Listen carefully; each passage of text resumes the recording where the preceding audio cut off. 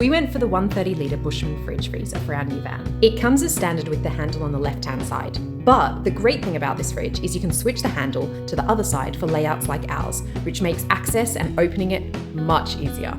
Okay, so my favourite feature in our last van, the Sprinter, was the fridge. Literally, if anybody asked me what I loved most about the van, it was the fridge.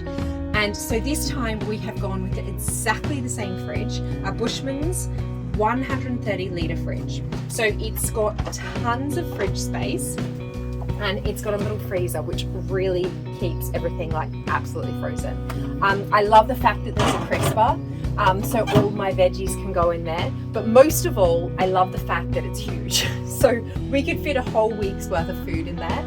And we like to eat. So yeah, it fit really good, kept everything cold, and it didn't fault us once. I think it was, what, how many years we had the Sprinter? 3-4 years, and it never faulted us. So yeah, we've gone for exactly the same thing.